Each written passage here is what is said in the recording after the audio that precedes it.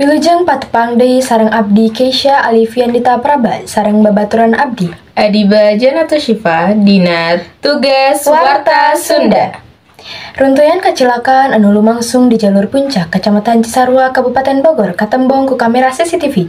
Kejadian eta gancang pisan sareng menyebabkan warga setempat panik. Dina rekaman mimitina anjeunna tiasa ningali jalan anu rame di payuneun toko sembako.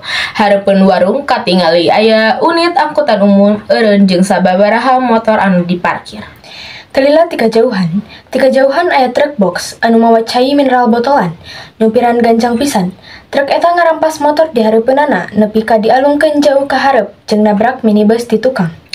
Truk kotak nabrak angkutan umum anu eureun hareupeun warung. Warga di sabuderan eta lokasi langsung kaluar ningali eta kajadian.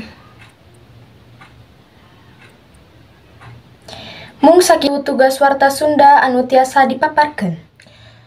Arurang pamit undur diri.